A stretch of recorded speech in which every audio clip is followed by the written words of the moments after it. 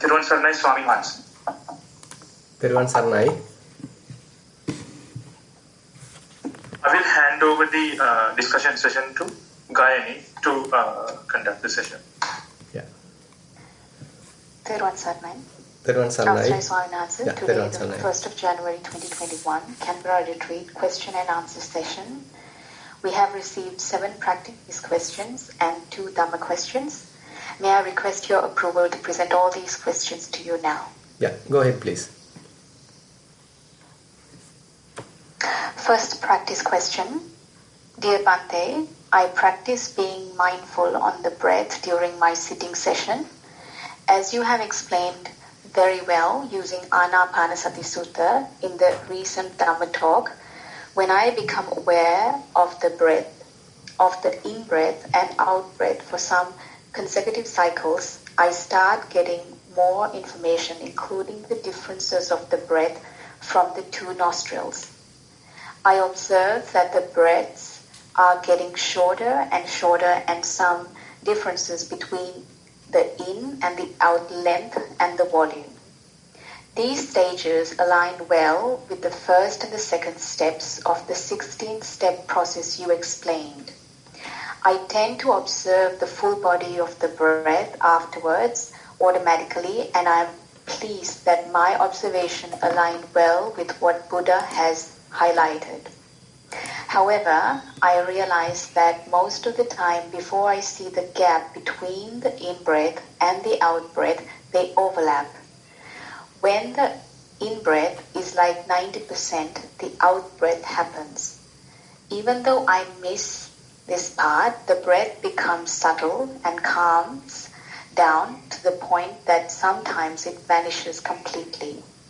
I only observe the spacious space I am in afterwards. I feel very calm and tranquil, and after several sessions reflect that this should the step 4 that you explained. I seek Bhante's advice if I should make some effort to see the gap between the breaths and complete the step of the full body of the breath observation before I get into the spacious, subtle state, which happens automatically. I have heard that capability to observe the gap is an indication of heightened mindfulness. Thus, my question. I think what he's saying is, this is my question. I have heard that capability to observe the gap is an indication of heightened mindfulness. This is my question. Much merits to your simple and profound explanation, Bhante, with metta. Yeah, basically this will improve as you are progressing. Actually, no, not necessary to put additional effort, because at this level, if you put too much effort, it might cause to sort of restlessness in the mind, and you might loosen the calming down process. Because at this state, we have to facilitate the calming down process. As you said, the 4th stage, Passambhayam Kaya Sankharam. So there, basically we have to step back and allow things to happen. We are not interfering in the process. Rather, we allow process to calm down by itself. So we are very much like doing some passive observation. So it will happen. You don't need to be impatient thinking that I couldn't recognize this gap. So gap may occur as your mindfulness improve and you are slowly calming down yourself, breath calms down. So this will be evident as you are progressing. So at the moment you said when in-breath happens about 90%, then immediately very much like you are perceiving the out-breath. Doesn't matter. Slowly you will be able to understand the complete cycle, including the gaps. So let it happen. Don't be in a hurry. So let things happen and take their own time. Yeah, we can move forward. Second question out of 10. Dear Venerable Bhante, I would like to get some advice on distractions during the walking practice. I can keep focus during the first 10 to 15 minutes of the practice. I start saying left and right, and after a few rounds start observing my sensations. When these sensations starts blurring, various thoughts starts pouring in. I observe that this happens almost always in the middle of the walking path. I have heard that usually the mind gets distracted when we turn at the end, but in this scenario it is in the middle of the path when I feel relaxed and at ease. What should I do? Thank you for your valuable service. Yeah, so this too is possible because as you are continuing your practice, your whole experience calms down. At the beginning it's somewhat like agitated. So as we are continuing, so mind starts to become calm down. So as a result, there are no much incidents for the mind to be awake. But here we can improve the sort of investigative attitude. So even when you are walking, so it is not only left right available. Now once your left foot touches, see what you can recognize. Now there are various rich information there, but at the moment if your mind distracts to the past and the future, so that information being lost, you are not aware of that.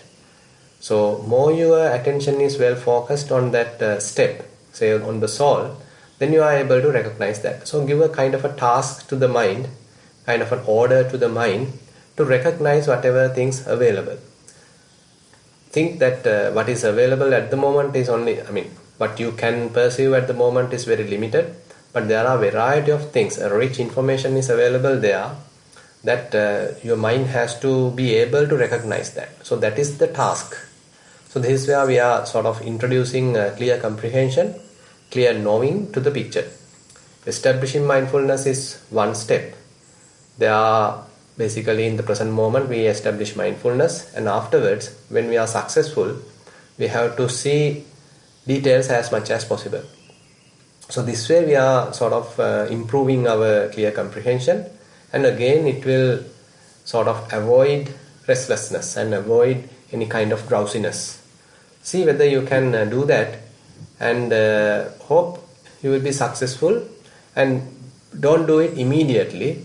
First of all, you do left right like that. You are continuing your usual practice, and then once you are feeling that now fairly your mind is tamed, probably you can even stop telling left right and see whether the whole thing happen without any kind of a noting, any kind of a labeling.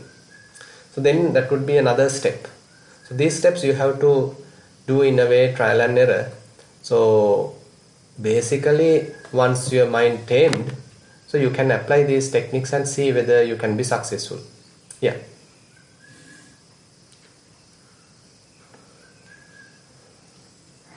Question number 3 out of 10. This is in Sinhalese. I will read that. Theruwan Saranai Gauraniya Swamin Wahanse Bhavana Puhunuwa. Iye Loku Swamin Wahanse Kiwa Bhavana Puhunuwe Bistara Kediyan Idiripat Karan Nenyam Sudusu Bhava. Brisbane program Ike Vanaya Kamadahan Denavita. Ma ආනාපානසතිය පටන් ගත්තේ 2020 මාර්තු COVID නිසා work at home පටන් ගත් පසුයි. ලොකු ස්වාමීන් වහන්සේගේ 2016 ප්‍රෝග්‍රෑම් එකක් මූලික භාවනා උපදෙස් අනුව පටන් ගත්තෙමි. ඔබ වහන්සේ ඉරිදා දිනවල කරන කමඨහන් අවවාද ලබා දීමට බොහෝ විටක් සහභාගී වුනේමි. ආනාපාන සතිය දින 261ක් අද වන විට වඩා ඇත. සෙෂන්ස් ගාන දන්නේ නැහැ වරහන් ඇතුලේ. මීට පෙර ධාතු මනසිකාරය බොහෝ ලෙස වඩා ඇත. කමඨහන් වාර්තාව කර්මස්ථානය ආනාපාන සතිය. දිනය ජනවාරි 1 වෙනිදා 2021 කාලය පැය 1 විනාඩි 33යි. අද භාවනාවට වාඩි වී ඊටාම සුදුසු වේලාව වේලාවකින් ආශ්වාස ප්‍රාශ්වාසයේ බෙදී යෑම පටන් ගැනුනි. ඒ සමගම ශරීරයේ මහත් සැපවත් බවට පත්වීමට පටන් ගත්තේය. ශරීරයේ දකුණු අත පපුව පෙදෙස හරහා දකුණු කකුල දෙසට සියුම් ভাইබ්‍රේෂන් එකක් සහිතව වේව්ස් මෙන්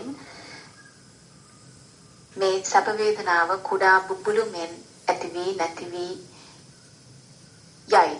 මේ අවස්ථාවේ ගූස් බම්ස් මුළු සිරුර පුරාම ඇතිවන්නාක් මෙනි. බොහෝ සැපය. මේ සැප වේදනාව අරමුණු කළෙමි. වේගයෙන් ඇති වූ වහාම නැති වී යන ආකාරය බලා සිටිමි.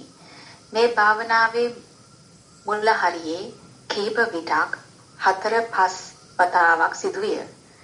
මේ හැම මොහොතකම අරමුණ විදර්ශනා කිරීමට උත්සාහ කළෙමි. වරහන් ඇතුලේ නිවැරදියයි නොදනිමි. මෙසේ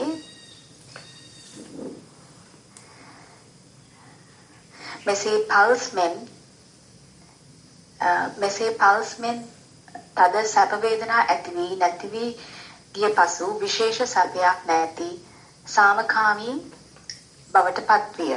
වරහන් ඇතුලේ උපේක්ෂාව කියා සිතමි.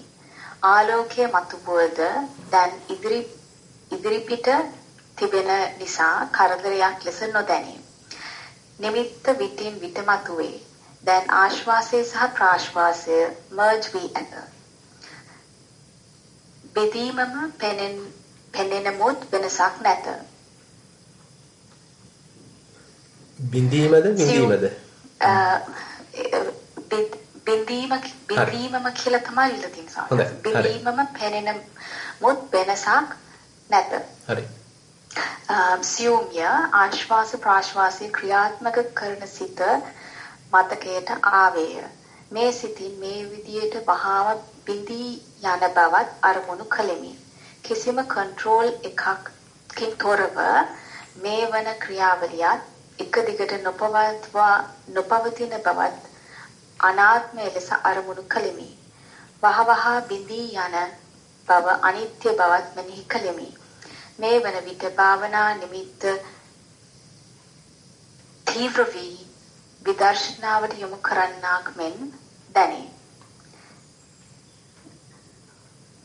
වර්තාවේ අවසානය. හොඳයි.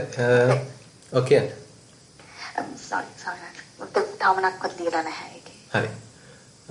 කරනවා හොඳයි. ඒ කියන්නේ දැන් අපිට කියන්නේ මුළු කයෙම ඔය වගේ නිකන් පල්සස් වගේ පොඩි ভাইබ්‍රේෂන්ස් වගේ පොඩි කම්පන චංචල ස්වභාවයන් දැනෙනවා නම් ඒවා හොඳින් අරමුණු කරන්න. ඊට අමතරව දැන් අර සඳහන් කරලා තියෙනවා නිකන් මේ කිලිපොලායමක් ගූස් බම්ස් එනවා කියලා එහෙම ඒවත් ගැටලුවක් නැහැ. ඒ වේදී අර ප්‍රධාන දේ තමයි අපි ඒකට ලොල් වෙන්නේ නැතුව ඒකට ඈඳෙන්නේ බැඳෙන්නේ ඇලෙන්නේ නැතුව අපිට පුළුවන්කමක් තියෙන්න ඕනේ අපි ඒකෙන් පස්සට ඇවිල්ලා නැත්නම් ඒකෙන් පිටතට ඇවිල්ලා ඒක දිහා බොහොම මධ්‍යස්තව බලන්න. එතකොට අන්න අපි ඒ දිහා ඔබ්ජෙක්ටිව්ලි බලනවා. ඒ දිහා අපි අරමුණක ස්වභාවයෙන් බලනවා. අපි ඒකට අහු වෙන්නේ නැතුව. එතකොට අන්න අපිට විපස්සනාවකට යන්න පුළුවන්. දැන් අර ආනාපාන සතිය සූත්‍රයේම තියෙන්නේ පීති පරිසංවේදී අසසි සාමිති සික්කති සුඛ පරිසංවේදී අසසි සාමිති සික්කති. ඔන්න ඔය පැත්තක් තමයි මම දැන් මේ කතා කරන්නේ. ඒතර අපිට ඕක හොඳට බලමින් වාසය කරන්න පුළුවන් නම් අන්න ඔතනින් ලොකු ප්‍රඥාවක් අවදි කරගන්න පුළුවන්. කොහොමද මේ වේදනාවල් හැසිරෙන්නේ? කොහොමද මේවා ඇතිලා නැතිලා යන්නේ? ඒක සෑහෙන දුරට සාර්ථකලා තියෙන බවක් පේනවා. ඒක තමයි හැමදේම නිකන් බිඳිලා යන ගතියක්, නැතිලා යන ගතියක් Tamanට අවබෝධ වෙලා තියෙන්නේ. ඊකට කරගෙන යන්න. ඊට පස්සේ ඒක සම්පූර්ණයෙන්ම සමනය වුණා බවක් ඒකත් සඳහන් වෙලා තියෙනවා. ඒ අවස්ථාවේදී මුකුත් නොකර ඉන්න පුළුවන්ද කියලා බලන්න. කලබල වෙන්නෙත් නැතුව වෙන අරමුණකට හිත දාන්නෙත් නැතුව හයියෙන් හුස්ම ගන්න යන්නෙත් නැතුව අරමුණක් හොයන්න යන්නෙත් නැතුව සැක පහල කරගන්නෙත් නැතුව බොහොම සංසිඳිච්ච ස්වභාවයෙන්ම ඉන්න පුළුවන්ද කියලා බලන්න. එහෙම ඊට පස්සේ ඒක කළා පොඩ්ඩක් වාර්තාවක් ඉදිරිපත් කරන්න පුළුවන් නම් හොඳයි. කරන විදිය හොඳයි. ඒ කියන්නේ ප්‍රමාණිකූලව භාවනාවට බැස ගන්නවා, සතිය දියුණු කර ගන්නවා, හිතේ ඒකාග්‍රතාවය හදා ගන්නවා. ඊට පස්සේ ප්‍රමාණිකූලව විපස්සනා මුහුණුවරකින් බලනවා. ඉතින් එතකොට ආලෝකයක් තිබුණට කමක් නැහැ. ඒක දැන් කරදරයක් කරගන්න නැතුව ඒක පැත්තකට දාලා මේ තමන් කය තුල කායනුපස්සනාවේ යෙදෙනවා විශේෂයෙන්ම භාවනා කොටසක අපි යෙදෙනවා. විපස්සනාවක අපි යෙදෙනවා. ඒ නිසා කරන ආකාරය හොඳයි. එකම දේ අර සංසිඳුනහම මොකොත් හිතන්නේ කරන්න යන්නේ නැතුව, සැක හිතන්න යන්නේ නැතුව, කලබල වෙන්නේ නැතුව බොහොම ශාන්තව පොඩ්ඩයි තත්ත්වේ හුරු වෙන්න හිතට ඉඩ දෙන්න. දෙකට කරගෙන යන්න. හොඳයි. සමාවෙන්න සායනහස තව පොඩි වාක්‍ය තව කොටසක් ලියලා තියෙනවා මම ඒක දැක්කේ නෑ. සමාවෙන්න. හරි. කියවන කමක් නැද්ද? ඔකේ. භාවනා නිමිත්තට බොහෝ කැමැත්තක් ඇති බවත් එය තියෙන විට sense of security ඇත්තාක් මෙන් දැනෙන බවත් පසුගිය දිනවල එය බැලීමට බැරි වූ විට අසරණ බවක් දැනුණ බවත් මතක් විය. අද බොහෝ වේලාවක්ම වේදනා නැති බැවින් සිටි නිසා සාමකාමී බවකින් යුතුව අරමුණ නිරීක්ෂණය කළෙමි. උරහිස්වල තද වේදනාවක් මතුවන්නට විය. සැප වේදනාව බැලූ ආකාරයටම මේ වේදනාව අරමුණු කිරීමට උත්සාහ කළෙමි. තද අකමැත්තක් became agitated. වේදනාව අරමුණු කිරීම නවතා ඔහේ අවකාශයට හිත යොමු කළෙමි. වේදනාව නැති වී ගියේය. ටයිමර් එක සුළු වේලාවකින් වැදුනි. ස්වාමින් වහන්සේ අද අරමුණු කිරීමට උත්සාහ ගත්තෙමි. නමුත් වැරදුනේ නිවැරදියයි නොදැනිමි. වැරදක් ඇතොත් නිවැරදි කර අවවාද ලබා දෙන සේක්වා ඔබ වහන්සේට මේ පින් බලයෙන් චතුරාර්ය සත්‍ය පහවහ පූර්ණ වශයෙන් අවබෝධ වේවා. තෙරුවන් සරණයි ස්වාමීන් වහන්සේ. හරි. ඕකෙත් ඇත්තටම අපිට කියන්නේ ඔතන පොඩි දුක්ඛ ස්වභාවයක් තියෙනවා අපි වේදනාවන් අරමුණු කරද්දී. හැබැයි එතන ඉතින් පොඩ්ඩක් දරාගෙන ඉවසගෙන ඒකේ ප්‍රයෝජනය ගන්නයි තියෙන්නේ. දැන් අපි සැප වේදනාවක් දිහා අර විදිහට බැලුවා වගේම හරි නිකන් අනුන්ගේ දෙයක් දිහා බලනවා වගේ බැලුවා වගේම දුක් වේදනාව දිහාත් පොඩ ඒ විදිහට බලන්න පුළුවන් නම් එතකොට එතනිනුත් අපිට සෑහෙන ප්‍රඥාවක් අවදි කරගන්න පුළුවන්. ඒ කියන්නේ අපි සමාධියක් තුළ සුවෙන් ගත කළා කියලා ප්‍රඥාව පැත්තට ලැබෙන අනුග්‍රහයක් නැහැ. අපිට ඒක ditta ධම්ම සුඛයක් වශයෙන් මෙලෝ වශයෙන් ලබන්න පුළුවන් යම්කිසි සැපයක් ඉතින්ද විඳ ගන්න පුළුවන්. නමුත් ප්‍රඥාවට ලොකු අනුබලයක් ලැබෙන්නේ පොහොරක් වැටෙන්නේ අපි මේ කරන නිරීක්ෂණය හරහා. ඒ නිසා ඒ නිරීක්ෂණය පසු කළා ගිහිල්ලා අපි තුමු කම්ප්ලීට් සමනය කිරීමක් කිසිවක් අල්ලන්නේ නැතුව සිටීමක් මේ මට්ටමක පාත්වන්න පුළුවන් නම් එතෙන්දී යම් අනුග්‍රහයක් ලැබෙනවා ප්‍රඥාවට. හැබැයි ඊට මෙහාදී අතරම මේ අරමුණු නිරීක්ෂණය හරහා තමයි අපේ ප්‍රඥාව පැත්ත දියුණු වෙන්නේ, අපේ විපස්සනා පැත්ත වැඩෙන්නේ. ඒ නිසා මේ එන දුක් වේදනාව ඒක පහව ගියොත් ආයි තව වේදනාවක් වෙනවද කියලා බලන්න. නැත්නම් වේදනාව වෙන්න ඕනේ නැහැ. කයේ නලියන ස්වභාවයක්, කම්පන වෙන ස්වභාවයක් ඕනම අරමුණක් අරගෙන ඒක දිහා බලන්න පුළුවන්. ඒ වගේම හිත දිහාත් බලන්න පුළුවන්. දැන් මට හිතෙනවා මේ හිත දිහාත් බලන්න පුළුවන් හැකියාව වැඩිලා ඇති. හිතේ මොකද්ද වෙන්නේ කියලාත් බලන්න. හිතට ඕනනම් පොඩ්ඩක් රිලැක්ස් කරලා යන්න ඉඩ දීලා ඕන්ට වඩා තදින් අල්ලන්නේ නැතුව බොහොම ටිකක් මේ සමනය වෙච්ච ගතියකින් සහැල්ලුවකින් ඉන්න. එතකොට ඔන්න හිතට සිතුවිල්ලක් දෙකක් එනවා. ඒව දිහාත් පොඩ්ඩක් තේරුම් ගන්න උත්සාහන්ත වෙනවා. ඒවයේ හැසිරෙන ආකාරය කොහොමද කියලා ඒකත් තේරුම් ගන්න හදනවා. එතකොට අපිට තව ටිකක් අපේ ශේෂ්ත්‍රය පුරුදු කරගන්න අවස්ථාව ලැබෙනවා. හොඳයි දිගට කරගෙන යන්න.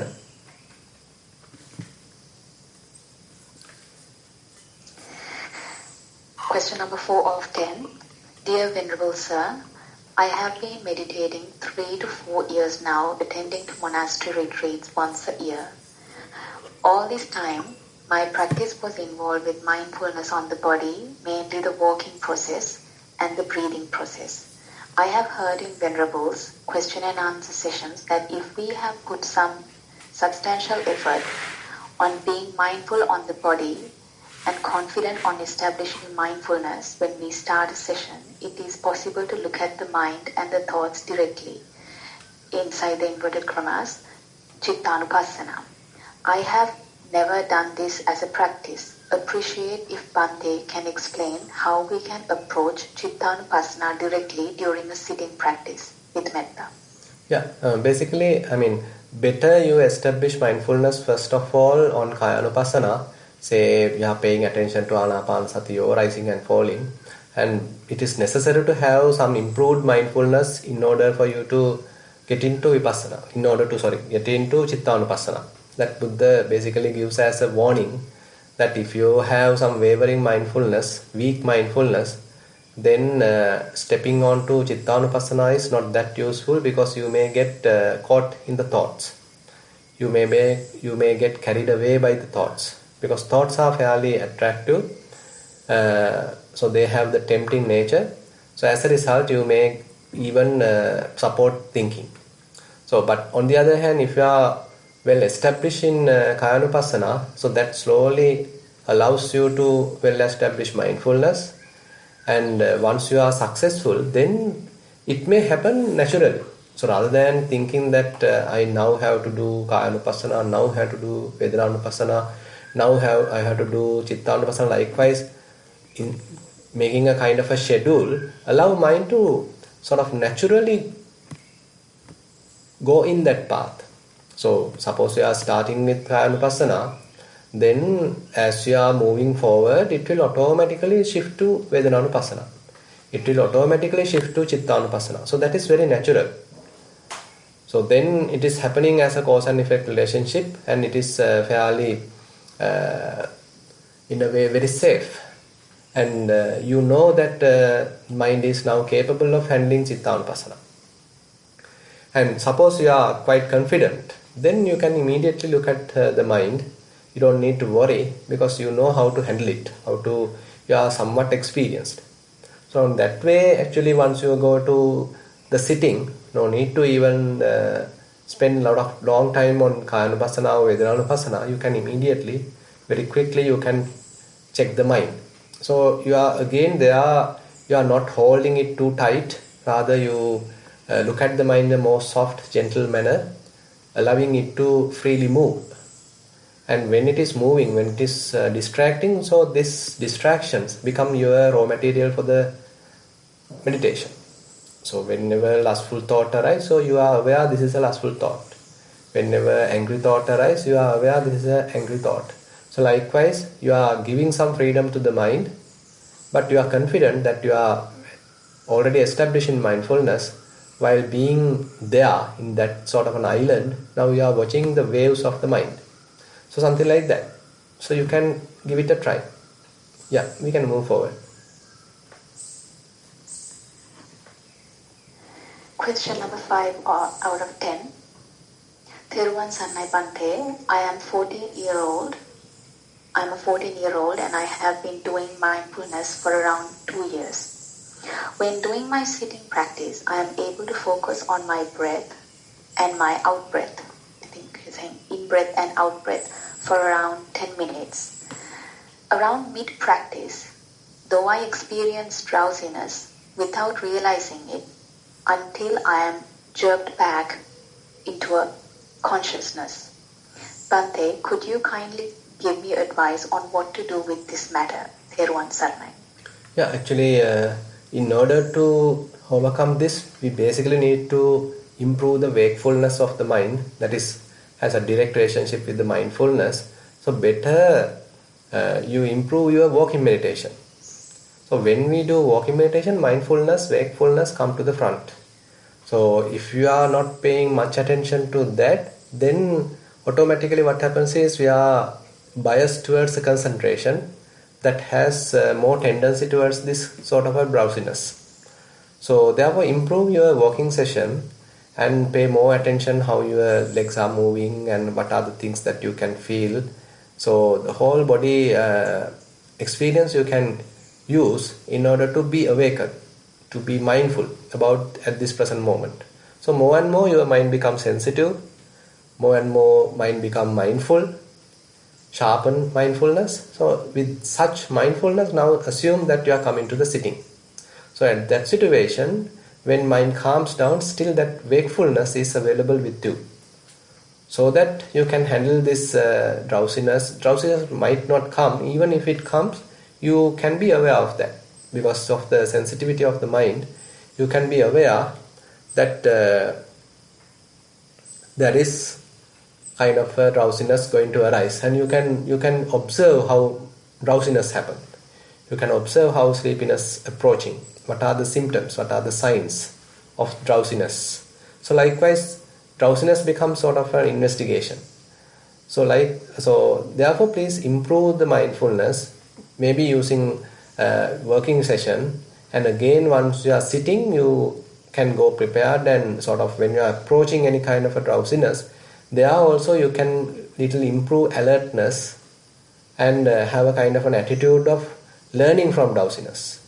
Rather than hating it, you are now trying to learn from drowsiness what are the symptoms happening, what are the pre-signs of the drowsiness. So this way I feel you can overcome that.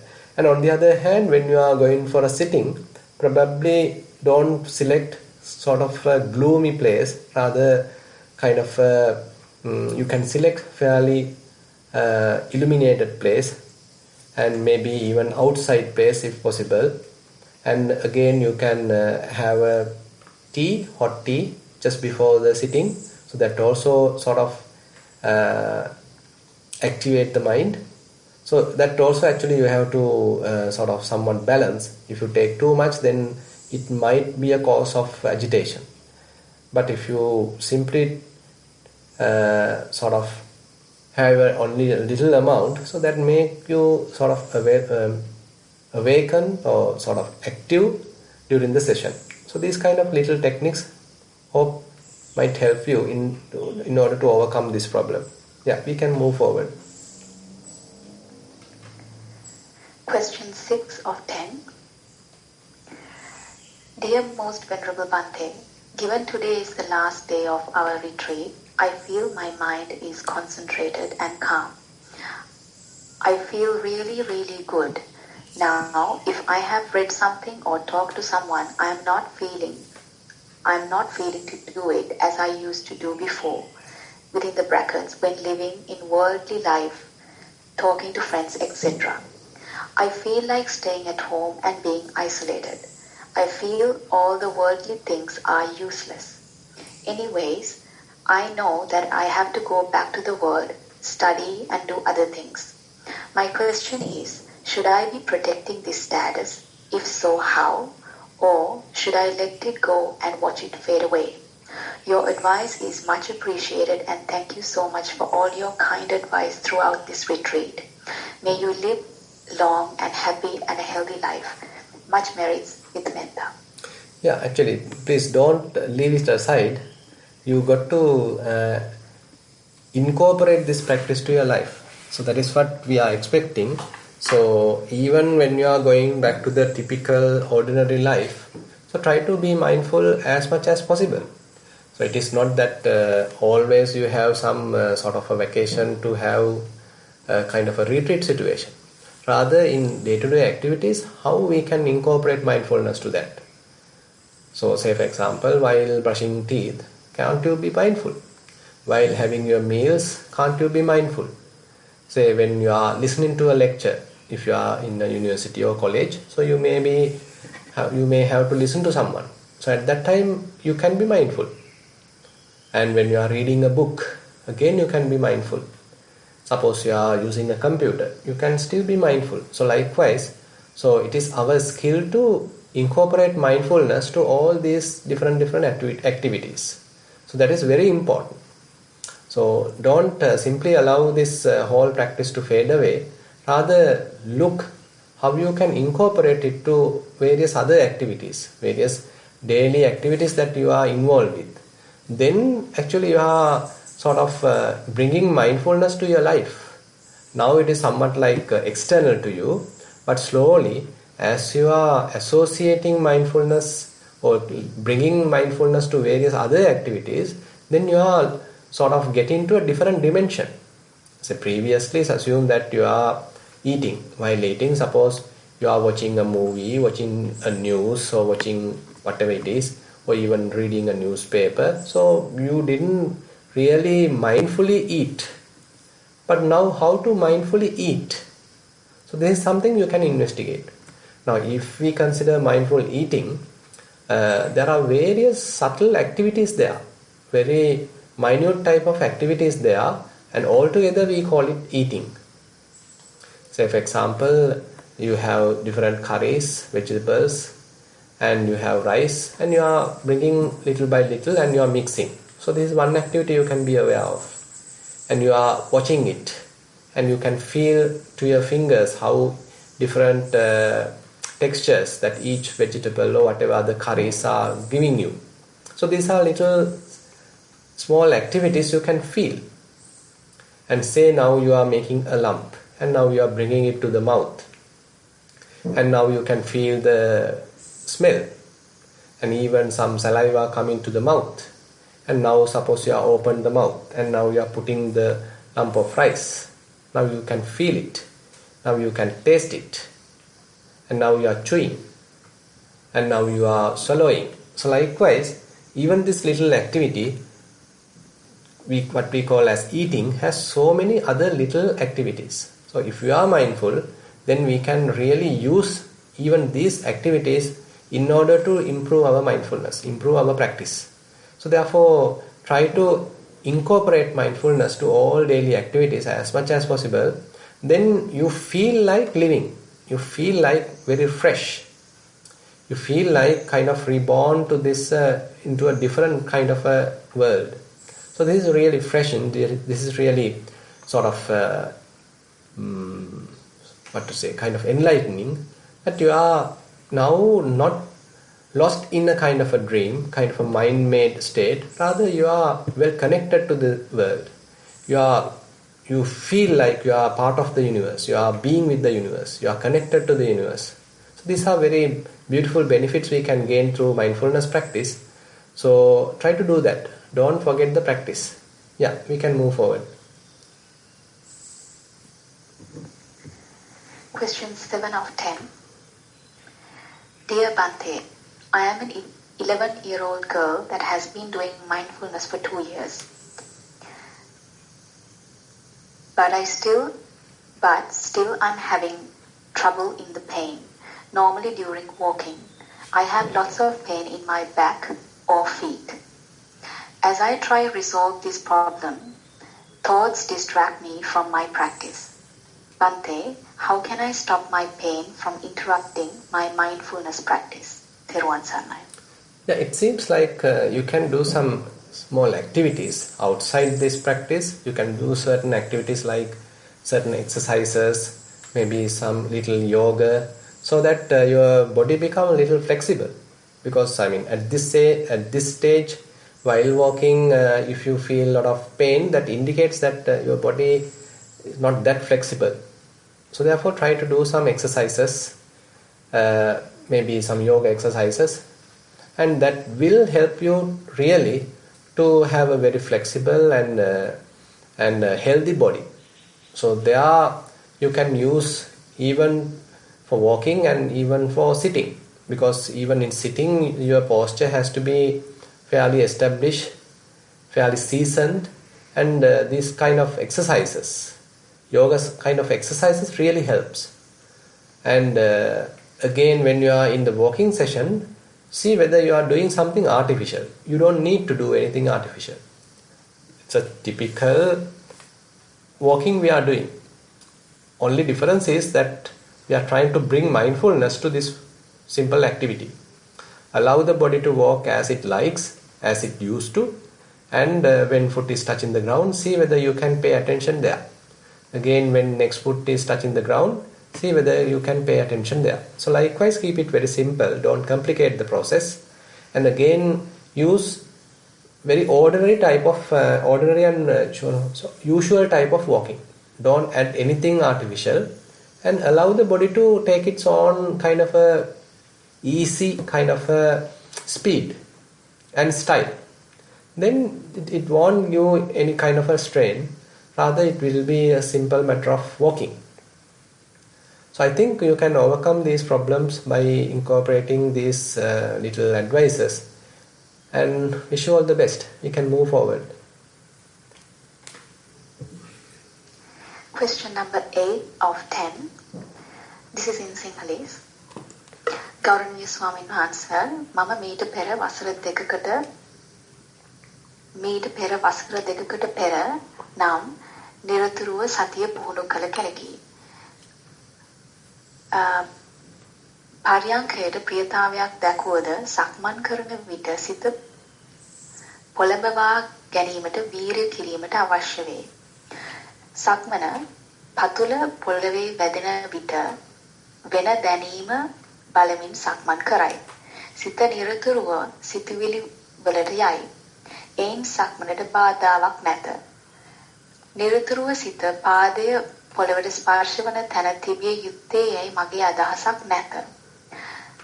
පරියංකයේදී මට දැනෙන්නේ නිරතුරුව පවතින රැහැයි සද්දයක් වරහන් ඇතුලේ sound of silence. එයින් ඔබට පවතින කම්පන වේගයටත්ය. සක්මනේදී එය මතුවේ. සිතවිලි සහ එම සද්ද සතියට බාධාවක් ලෙස නොදකි. මාගේ ප්‍රශ්නය නිරතුරුව යටිපතුලේ ස්පර්ශයට අවධානය යොමු කළ යුත්තේද නැද්ද යන්නයි. පරියංකය වාඩි වූ විට සිත යන්නේ sound of silence සහ කම්පන වේගයන්ටය. ආයාසයෙන් හුස්ම හෝ සිතවිලි නොබලයි. සිතවිලි අතරින් පතර වේගයෙන් සහ සෙමින් මතුවේ. එය බාධාවක් ලෙස නොදකි. පරියංකය සැපදායකයි. හිස මුත්තුනෙන් පටන්ගෙන ශරීරයේ පුරා විහිදී යන පුදුමාකාර සැපයක්. වරහන් ඇතුලේ භෞතික ලෝකයේ කිසිදා විඳිය නොහැකි. වරහන් වහලා කීප විටක් අත්දැක ඇත. භාවනාව අවසානයේ ගෙදර දොර වැඩවලදී අධික ශබ්දය ළමයින්ගේ ഘോഷාව මට සමහර විට වදයක් විය. සමාජ අසුරද අප්‍රසන්න විය.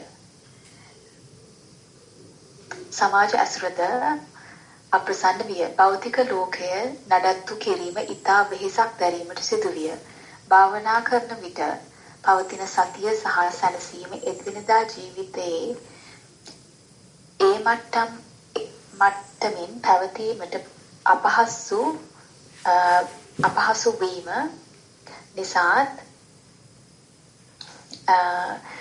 භාවනාවේ ඇල්මක් ඇති වී භෞතිකත්වයේ ප්‍රතික්ෂේප කරන ගතියක් නිසා මම පරියංකය භාවනාවෙන් ක්‍රමයෙන් ඈත් වී එදිනෙදා වැඩවලට සිහිය පුරුදු කිරීමට පටන් ගත්ෙමි. අඛණ්ඩ සතියක්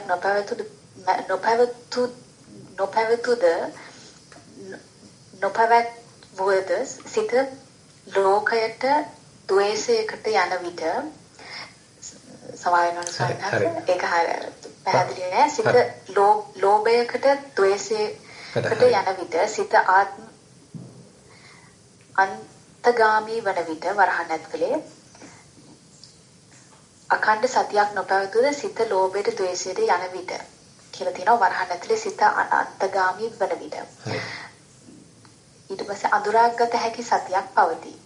මුලින් සිතවිලි පැවතීමත් නිරන්තරයෙන් සිහිය නොපැවතීමත් බාධාවක් ලෙස හැඟුණද දැන් එය නොදකි. භාවනාව ඉදිරියට කරගෙන යාමට ඔබ වහන්සේගෙන් උපදෙසක් පතමි. තෙරුවන් සරණයි. ඔව් යන විදිය හොඳයි. කළා තියෙන කියන්නේ අරන් තියෙන ඇක්ෂන් එකත් හරි. මොකද Tamanටම තේරලා තේනවා නිකන් අපි සම්පූර්ණයෙන්ම භාවනාවේ ලැබෙන ඒ සුවයට අපි ඇලිලා ගත කළොත් අපිට ලෝකේ ජීවත් වෙන්න හම්බෙන්නේ නැහැ. ඒකට අපි නිකන් වෙනමම මිනිස්සෙක් බවට පත් වෙනවා. ඒක නෙමෙයි අවශ්‍ය වෙන්නේ. අපිට යම් වෙලාවක හුදකලාවක් තනා ගන්න පුළුවන් නම් ඒකත් හොඳයි. විශේෂයෙන්ම අපේ හිත දිහා බලන්න අපි දැන් උත්සාහත් වෙනවා. අනිකුත් විවිධාකාර කටයුතු වල නිරත වෙනවා. ඒ නිරත වෙන අතරේ අපි පුරුද්දක් කරගන්නවා හිත දිහා බලන්න. ඒක නිකන් අර වෙනම ත්‍රෙඩ් එකක් වගේ වෙනම පැත්තකින් ඒක දුවනවා. හැබැයි අපි අනිකුත් වැඩවල යෙදෙනවා. අපි හිතමු තව කෙනෙක් එක කතා කරනවා. කතා කරද්දී මගේ හිත කොහොමද ප්‍රතිචාර දක්වන්නේ? මම යාව හෙලා දකින්න කතා කරනවද? මගේ හිතේ ආගෙන අප්‍රසන්න බවක් ඇති වෙනවද? එහෙම නැත්නම් මගේ හිතේ ආගෙන ප්‍රසන්න බවක් ඇති වෙනවද? ආගෙන ඇල්මක් ඇති වෙනවද? එහෙම නැත්නම් මට තව මොන හරි මෙයාව මැඩපවත් ගන්න කියන්න හිතෙනවද? ඔය වගේ නිකන් අර ඒ සිද්ධියට අදාළව මගේ හිත කොහොමද ප්‍රතික්‍රියා දක්වන්නේ කියලා මට යම්කිසි හැඟීමක් දැනෙනවා නම් අන්න එතෙන්දී අපිට අපේ හිතේ ප්‍රතික්‍රියා දක්වන හැටි අපේ හිතේ ඇති වෙන විවිධාකාර කෙලෙස් හඳුනා ගන්න පුළුවන්. ඉතින් මේක අත්‍යවශ්‍යයි. ඉතින් මේ විදිහට තමයි අපිවම නිවැරදි කරගන්න තියෙන්නේ. කොහොමද මම තව කෙනෙක් ඇසුරු කරද්දී මගේ හිත ප්‍රතික්‍රියා දක්වන්නේ? කොහොමද මම වෙන වැඩක නිරත වෙලා ඉඳද්දී මගේ හිත ක්‍රියාත්මක වෙන්නේ? මම ඕන්ට වඩා මේ වැඩෙහිම ඇලිලා ගැලිලා සතිය අමතක වෙලාම යනවද?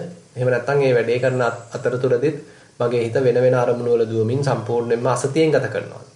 එහෙම නැත්නම් මම ගාන්ට ඒ සම්බරතාවයේ තියාගෙන සතියෙන් යුක්තව කටයුතු කරනවාද? ඒ වගේ මේ වැඩේදී මගේ හිතේ මොනවද පහළ වෙන කෙලෙස් කියලා අන්න අපිට එහෙම හඳුනා ගන්න පුළුවන් නම් සෑහෙන ප්‍රයෝජනයක් ගන්න පුළුවන්. ඒ හින්දා මේ අරන් තියෙන පියවර නිවැරදි ඔය හරහා අපිට ටික කාලයක් එකපාරටම අර කලින් හිටිය තත්ත්වයට යන්න බැරි වෙයි. නමුත් ටික කාලයක් මේ කටයුත්තේ නිරත වෙන්න හිතේ කෙලෙස් වල බලය පොඩ දුර්වල වෙන්න ගන්නවා. එතකොට අර සාමකාමී ගතිය පොඩ වර්ධනය වෙනවා. තමන් එදිනදා කටයුතු වල යෙදෙනවා. හැබැයි හිත සාමකාමී, හිත සංසුන්. හිත නතර වෙන්න පටන් ගනීවි. නැත්තම් හිතේ තියෙන සිතුවිලි වල සංඛ්‍යාතය ෆ්‍රීකවන්සි එක එන්න අඩු වේවි. මේක ක්‍රමානුකූලව සිද්ධ වේවි. එච්චර බය වෙන්න දෙයක් නැහැ.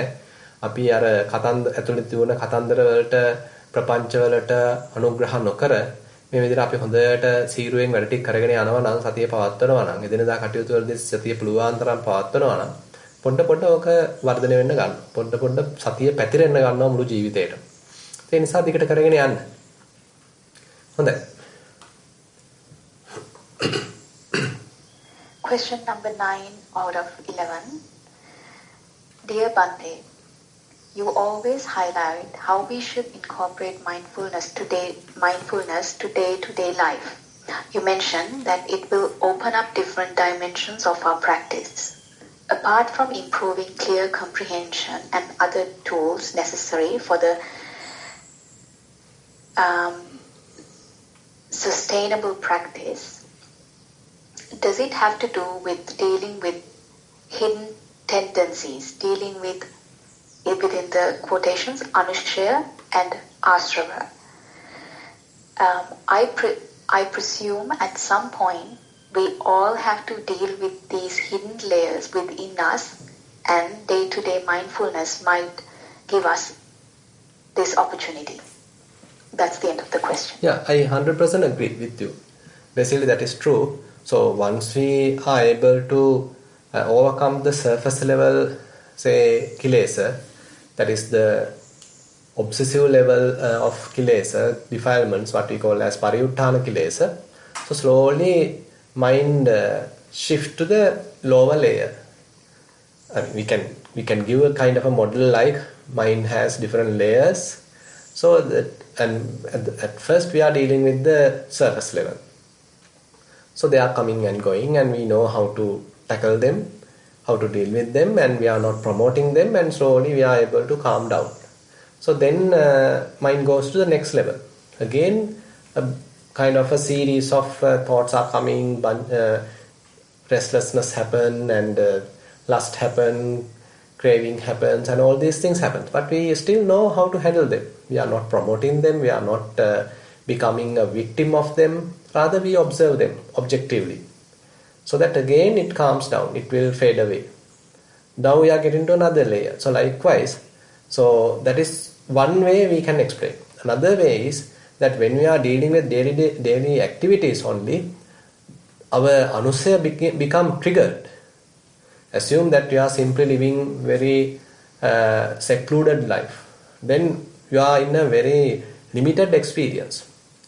You are not moving with others, you are not dealing with others, you are in a very limited experience, so that your hidden tendencies don't have much opportunity to come out, because less opportunity to trigger out.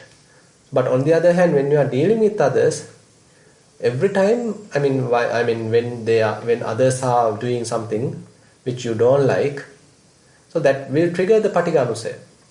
Then again some anger, aversion may arise in the mind. So you can handle it then. You recognize it. Similarly, when you are dealing with another person, say lust arise. At that time, you know the raga anusaya is being triggered. So you know how to handle it.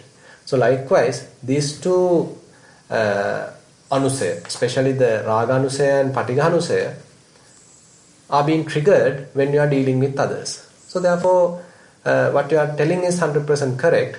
We can recognize the operation of anusaya when we are moving or dealing with daily activities. Yeah.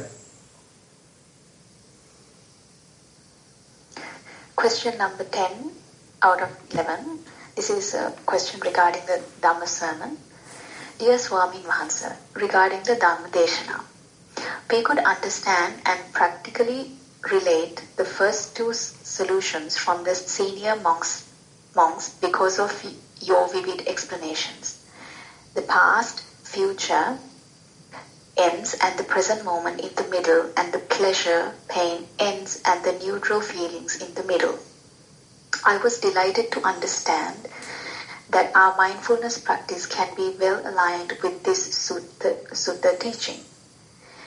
The other two solutions could be theoretically understood but having some difficulty to relate to practice, especially the solution of the name form at the ends and the consciousness in the middle. If we apply the same principle of not sticking to the middle to be a great man, does that mean that at some point we have to be independent from the consciousness as well to the end of suffering? In our practice, do we go to this deepest level of understanding at some point? Or is this a subject for a blessed one only? That's the end of the question. Actually, unknowingly you are dealing with this. It is not completely far from your practice, but rather we are weakening the consciousness. So consciousness, we can say this is here actually it is related to the conditioned consciousness. Abhisankata viññāna, conditioned consciousness. Say for example, when you are seeing something, so the eye consciousness arises. So this is a conditioned consciousness, because eye and this form conditions this eye consciousness. Similarly, when you hear a sound, then the ear consciousness happens. Therefore, it is conditioned. So what are the conditions? Ear and sounds. Then when you are smelling something, the nose consciousness happens, because nose and the smell. Tongue consciousness, body consciousness, mind consciousness, you can understand like that. So in the practice, we are slowly weakening this conditioned consciousness. We are not promoting it, we are not allowing it to establish strongly. Say for example, you hear something, and previously, before your practice, you immediately jump to it, you immediately grasp it, you immediately hold it, get being attracted to it, so that ear consciousness is well established. So you are there, you are completely lost in it. Again and again, ear consciousness, constantly arising. And you are there, you are completely lost in ear consciousness. And actually it promotes various mind consciousness as well. But here in the practice, when we hear something, we know that, immediately come back. Similarly, when we see something, we know that, we are not promoting that, but we come back. Similarly, when a thought comes, we recognize it, we are not promoting thinking, rather we silence the mind. So likewise, the conditioned consciousness being weakened in the practice. So as you said, in Vipassana, so we may reach a kind of a stage where this conditioned consciousness is no more. So kind of an awareness is there, and consciousness is not established.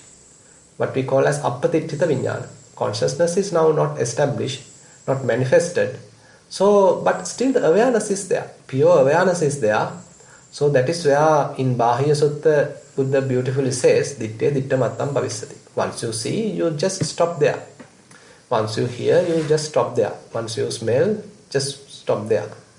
Once a thought comes, you just stop there. Don't go for any kind of a storytelling, proliferation, and completely being lost in that experience. Completely allowing the conditioned consciousness to take over. Rather, you return to this kind of an unbound, unconditioned, and sort of peaceful, unattached, spacious, empty space. So there, basically this conditioned consciousness is either extremely weak or not at all available. So we can say fairly extremely weak, and you may experience the prime level of it, maybe while you are in a complete emptiness, while in sitting or walking. So that may be the best level. But during the day-to-day activities, when you are not attached to something, when you are not holding something, when you are not doing any kind of upadana, then this conditioned consciousness is extremely weaker. So therefore, it is not that these two solutions are far away from our practice. Unknowingly, we are sort of touching these stages. So at that time, what happens is there is no Nama-Rupa reflected in the consciousness. Your mind is spacious.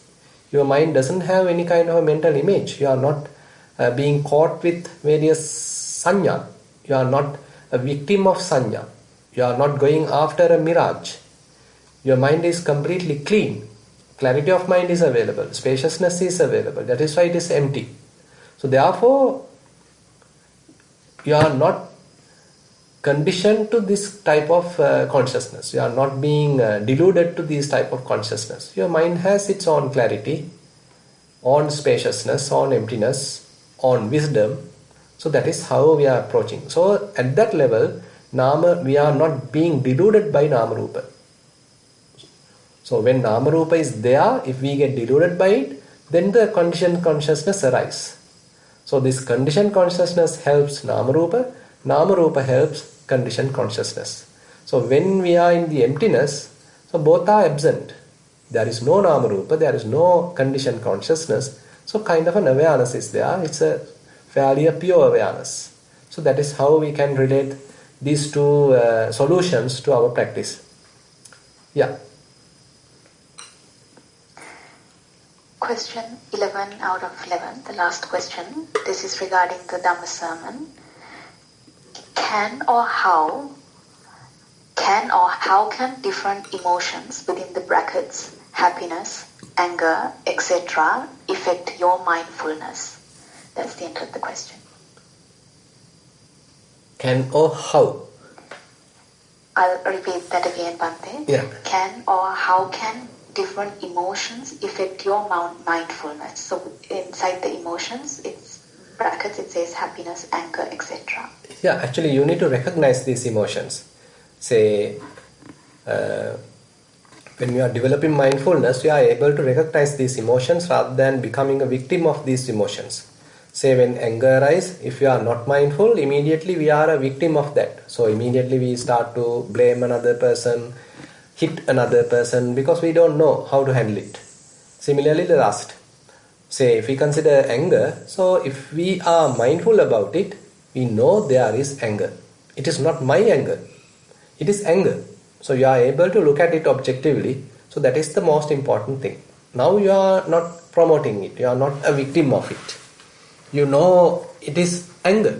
Due to certain causes, it has now arisen. So don't feed it. So that you can handle the emotion. So handling emotions is one important aspect of mindfulness practice, and it will simply grow as you improving. That means, so anger may not come to very heightened level because your mindfulness is able to deal with it. At its very early stages, you can recognize anger, so that you are not feeding it, promoting it, and it will slowly fade away. So you know how to handle emotion. You are not being carried away by the emotions. You are not crying because of emotions. You are not being angry or become excited and immediately react because of the emotions, because you are well aware of them at their early stages. So mindfulness practice really answers the emotions, and therefore you can handle them. So that is what I can say about that. So particularly this is possible in Chittanupassana, Dhammanupassana, so that you can see the complete picture of emotions. Yeah, I think we have reached the end of the questions. Since today is the last question and answer session, if you have any other question, I can spend a couple of minutes.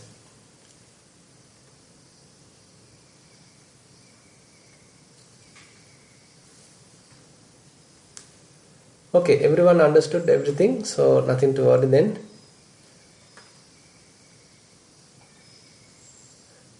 So then, yeah, Rani, you have anything? Swaminatha, I'm just waiting for some people to raise their hands if they want to ask the questions directly from Bhante. Yeah. Yeah, there is nothing, and they are fully understood everything. So then we'll wind up the session. Thank you very much for the participation, and we'll see you today. Actually, since yesterday we faced a problem in the Dhamma sermon, so Suranga said that they are broadcasting it at Sri Lanka time 2 p.m. and now I am doing the last Dhamma sermon at 3 p.m. and hope I can join with you at 11 a.m. as well, Sri Lanka time, for the guided sitting. So thank you very much for participation. So we'll wind up the session. Thank you so much, Most Venerable Bhante. We really appreciate your kind advice and the guidance and the support that you have given for our continuous practice. We would like to give all these merits for you and your parents and all the teachers of this practice. Thank you very much. Sadhu, sadhu, sadhu. Thero Saranai. Thero Saranai.